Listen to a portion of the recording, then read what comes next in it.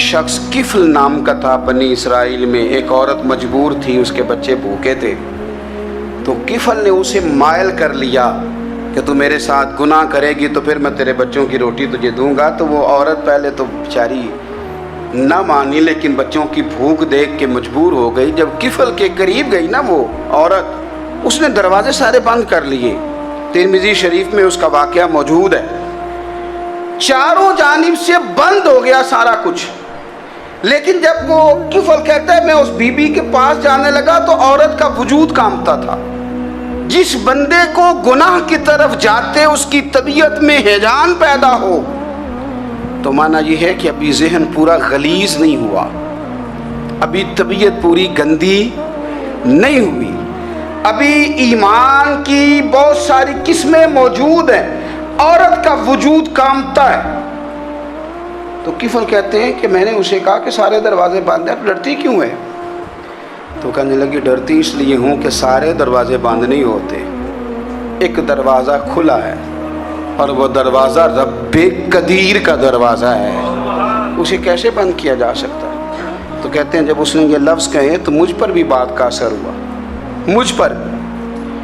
تب میں نے کہا کہ اگر تو عورت ہو کے رب سے اتنا ڈرتی ہے تو مجھے تو اس نے مرد بنایا ہے, تو مرد تو ہوتا ہی وہ ہے جو اپنے آپ پر کنٹرول کر سکے.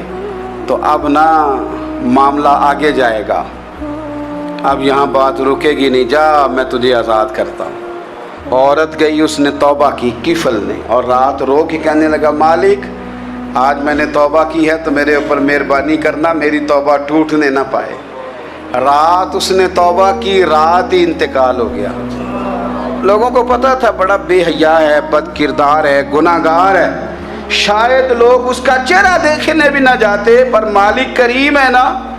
حضور فرماتے ہیں سویرے اس کے دروازے پہ لکھ دیا اللہ نے, لوگوں رب نے کفل کے سارے گناہ معاف کر دیے ہیں, اس کے دروازے پہ لکھ دیا گیا.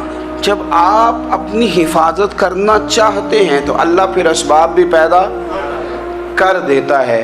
اپنی شرمگاہ کی, اپنی نظر کی آپ خوب حفاظت کریں. اور میں آپ کو ایک بات عرض کروں, ایک بندے کے باحیا ہو جانے سے نا, ایک بندے کے ٹھیک ہو جانے سے اس کے دائیں بائیں بے شمار لوگ ٹھیک ہو جاتے ہیں. نہ چاہتے ہوئے بھی آپ کی نیکی کا اثر آپ کے دوستوں پہ پڑتا ہے, نہ چاہتے ہوئے.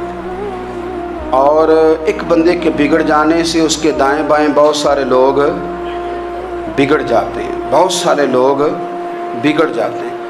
آپ اگر اپنے لب و لہجے پر یہ پابندی لگا سکیں اور اپنے آپ کو اگر آپ سنبھال سکیں تو پھر یاد رکھیے گا بڑی ساری چیزیں بہتر ہو جائیں گی. اپنی شرمگاہ کی حفاظت کرنے والے الا علی ازواجہم, مگر یہ کہ اپنی بیویوں پر, او ما ملکت ایمانہم, یا اپنی شرعی باندیوں پر. اس زمانے میں جو لونڈی خریدی جاتی تھی اس سے بھی وطی کرنا جائز تھا, اگرچہ اب لونڈیاں موجود نہیں ہیں تو یہ فعل بھی موجود نہیں, سوائے اپنی بیویوں پر یا شرعی باندیوں پر. فإنہم غیر ملومین, فرمایا جو یہ کام کرے اس پر کوئی ملامت نہیں ہے. اپنی بیوی کے پاس شرعی طریقے سے جائے یا باندی کے پاس جائے.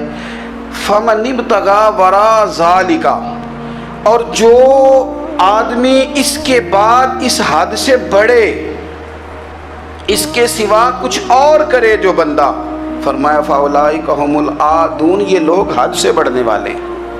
جو لونڈیوں اور باندیوں کے علاوہ, اپنی بیویوں کے علاوہ کسی اور جگہ گندگی کریں, یہ حد سے بڑھنے والے, حدوں کو کراس کرنے والے لوگ ہیں. پھر ارشاد فرمایا والذین هم لاماناتہم وعہدہم راعون, اور وہ جو اپنی امانتوں اور اپنے وعدوں کی رعایت کرتے ہیں, امانتیں ادا کرتے ہیں, وعدے پورے کرتے ہیں. اور وہ لوگ جو اپنی نمازوں کی حفاظت کرنے والے ہیں, جن میں یہ خوبیاں آ گئیں. میرا رب فرماتا ہے نماز میں خشوع وضو حاصل ہو گیا, فضولیات سے بچ گئے, زکوٰۃ ادا کرنے والے بن گئے, شرمگاہ کی حفاظت کرنے والے بن گئے, امانتیں عہد پورے کرنے والے بن گئے, اپنی نمازوں کے محافظ ہو گئے. اللہ اکبر, قربان جائیں. مالک فرماتے ہیں اولئک ھم الوارثون, یہی لوگ تو وارث ہیں۔ یا اللہ کس چیز کے؟ فرمایا الذین یرثون الفردوس، یہ لوگ جنت کے وارث ہیں، یہ جنت کے وارث ہیں یہ لوگ، ہم فیہا خالدون، اور فردوس سے جنت سے نکالے نہیں جائیں گے، ہمیشہ ہی جنت میں رہیں گے۔